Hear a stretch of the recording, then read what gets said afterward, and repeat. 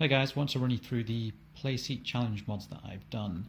So firstly we have the stability mod here, which stops the wheel making any kind of movement really, and this is direct drive, runs completely solidly.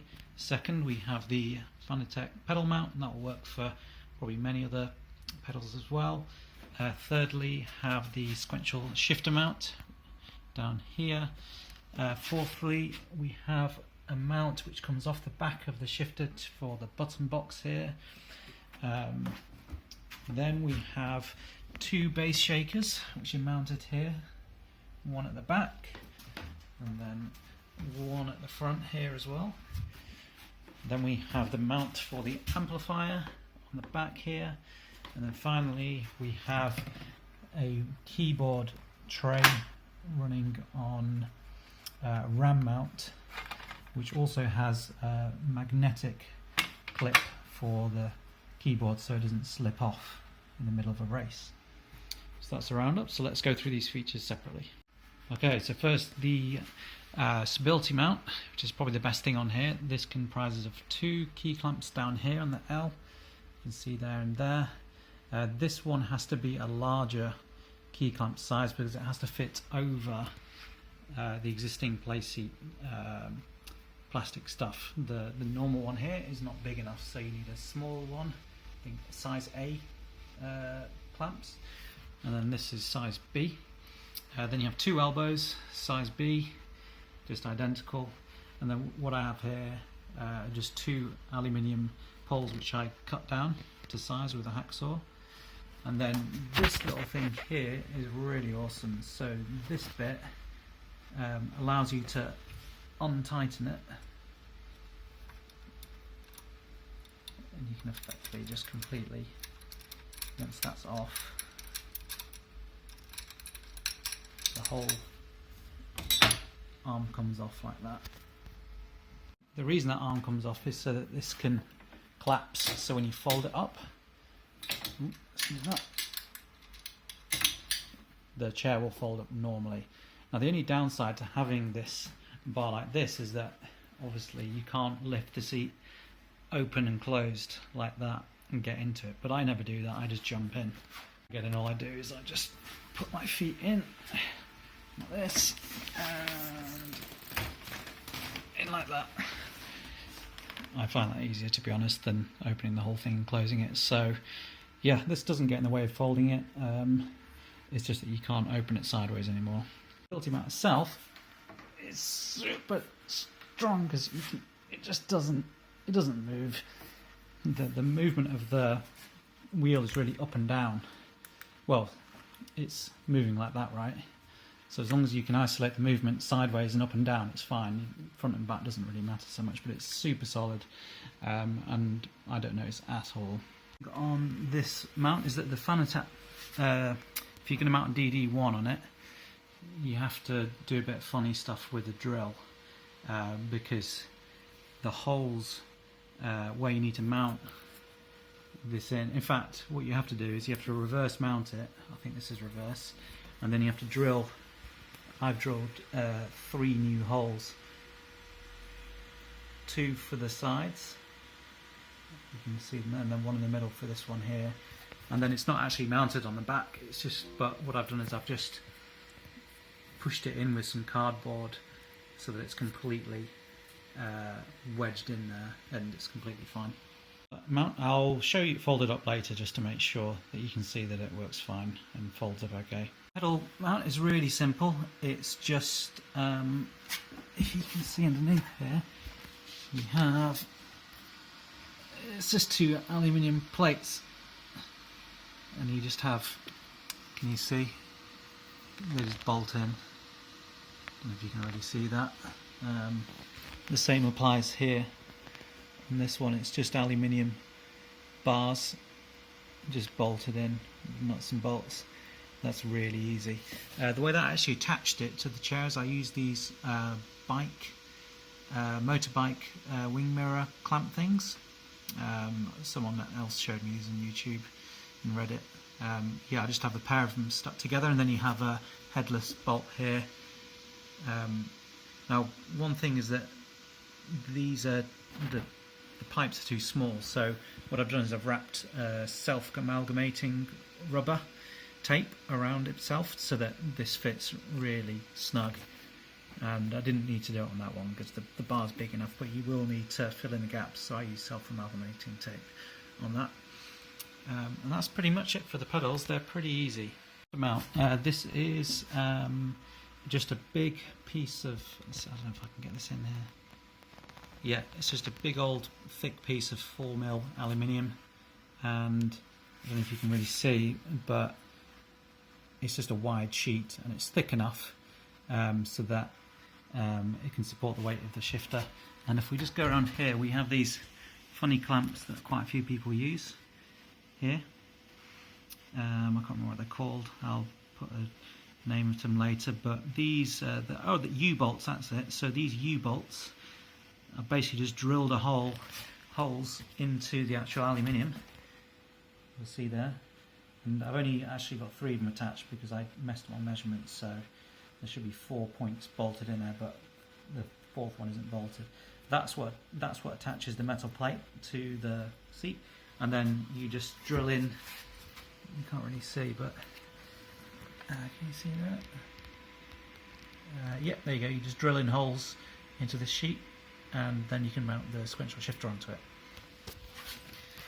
And that is super solid, like absolutely, like the chair moves, the mounting doesn't. Just to note that this mounting thing here, so I've taken the rig apart a bit, this plate here, when you fold it, if you put it too far to the right, which is probably where you want it for the shifter to be in the right place, then when it folds it will hit this bar. So I've actually just had to move this further left, which is via these little, can you see those? Yeah, I have to move those further up to the left just to make sure that this metal bar plate doesn't get stuck into there. I'll show you in a moment when I fold it. Okay, so this button box is pretty cool. It's basically just a sheet of hold steel of some sort. I think it's like 30 centimeters long or something. And all I did was I just bolted that into the bottom of the shifter, and then I bent it just on a wall. Not much fun, but you can do it. And then I drilled a couple of holes in with my, I can't remember what it's called now, but yeah, that mounts that onto there quite nicely. Bass shakers. So the shakers, first thing is that I just mounted my shaker onto a piece of fairly thin aluminium, and then I've just used U-bolts and drilled a hole in to attach them to this aluminium pipe. So one each side. You'll see here. And then again, key clamps, size B, I think, size B key clamps, and that just clamps straight in. And you can use your Allen keys to tighten them in to both, and that makes sure that the rig vibrates perfectly. There's no kind of loss in vibration. And then on the front, again, dead easy, aluminium bars, don't need to be particularly thick, and I've just clamped them in using using nuts and bolts on each side. Now, a key thing with the bass shakers is that you need to isolate the rig from the floor so you don't just lose all the vibrations through to the floor. And I've gone through a few iterations of how to do this, and the way I did it was on the bottom of here I've just put hockey puck mounts and just take them in, like a pair of them, and that's fine. And that has the additional benefit of it raises the pedals high enough to give you a better angle for braking as well. But that's really easy. It's just I've just put them on the bottom of the plate which I mounted the pedal on, and it's just two kind of weird hockey puck couch vibration, anti-vibration things. It's just rubber, has to be rubber. And then what I used to tape tons of foam here, which is just pointless because the foam just compresses and ends up just becoming solid anyway. And then I found these guys on Euro car parts, and they're just anti-roll bar bushes, or anti-sway bar bushes in America, and they were about £2 each, and they just fit straight in there, and they keep the vibration to the rig, I don't know how much it vibrates everything else, but you can't really get any better other than making a huge platform. And then I've taped them with gaffer tape so that the unit slides on the ground well versus just being completely stuck on the floor with rubber, because it's got so much friction it won't slide at all. So I've got two of those on the front, 2 of those in the back, and I've taken off the clips, the plastic clips that come with the Playseat Challenge, but you need those if you're going to run bass shakers. I had this Daytona, what is it,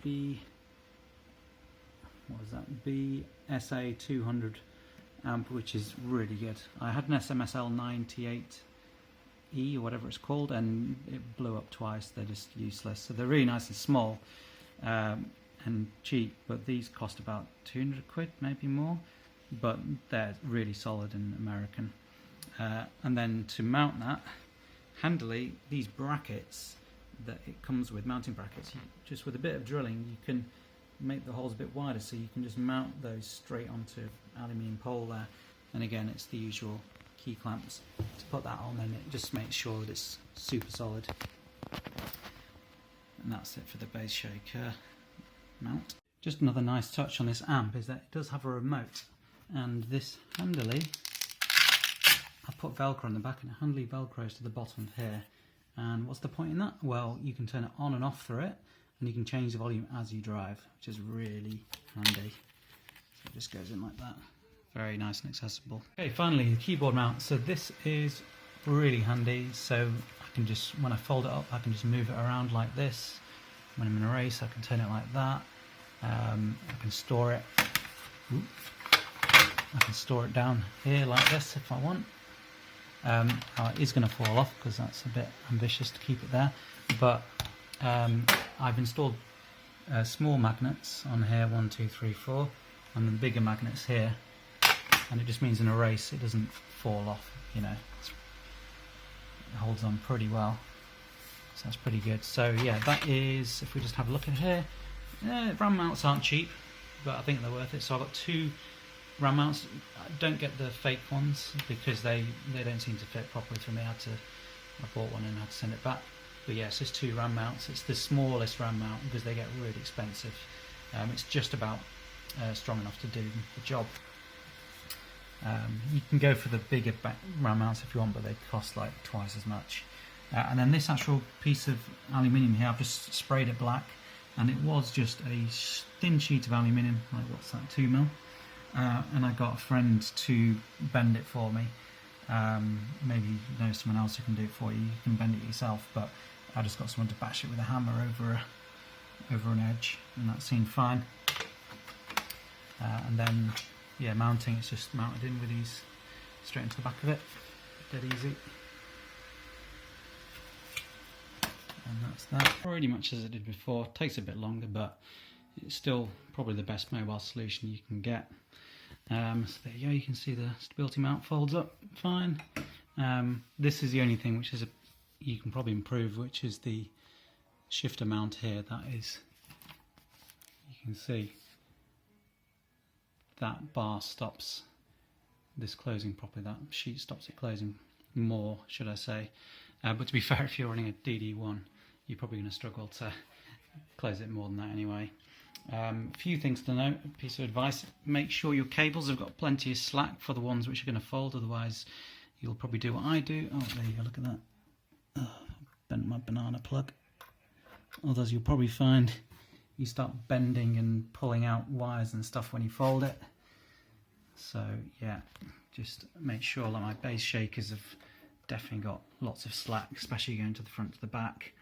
Any of my kind of pedal mounts, that's got the pedal cable, that's very long because that needs to collapse. But things like the shifter mount, they can be completely tight because there's no collapsing there. That's just going straight along to here. Maybe a little bit of slack because this moves up and down. But yeah, just be really careful with your wiring. Yeah, that's pretty much it. Hope you enjoy the video. Okay, so the last thing, power-wise, I just leave the transformer in the Playseat when I'm not using it. I just disconnect and reconnect the power there. And then for the amplifier, I bought one of these extension leads which goes to the power cable. So on the top is the proper power cable going to the mains, and then this is an extension lead which goes all the way around into the back of there, and they cost about £3 or whatever. But really important thing with power is do not leave your plugs, your wires plugged into the mains and then just plug it into the transformer. You can probably get away with that here on this one because the transformer's inside here, and you can just turn it off and then unplug it, plug it in. It's probably fine. But if you do that with a DD1 or a club speed sport wheel or whatever, they've got a lot of current going through, and the power will arc or like jump, and I'm pretty sure that breaks. That will destroy your Fanatec stuff or whatever you want to use. So really important that you turn off the power at the mains before you plug it in, otherwise you might just blow all your equipment. So things, on mine I've used an additional Velcro strap to make sure that it can close because the normal one's not long enough anymore. And then I've put an extra one here. I don't need it, but just an extra one just to make sure it doesn't collapse, because it's just not worth it if it falls apart. Something on the wiring. So this is folded up now. I'm not sure I'm going to put this in the video, but this is all folded up, and something that's quite useful is having this dual iris RCA to a 3.5mm jack here, which then goes into a long cable, and what goes into the computer is the 3.5mm jack. So it's good to have a think about your wiring and stuff to see ways that you can make it easy so you just plug in and play. Because all I've got to do when I plug it in is plug in these three. That's my Fanatec, my button box and my audio, 2 power cables which are here, and that's it. Only 5 cables, and it's pretty much 2 jobs power connections, and that's it.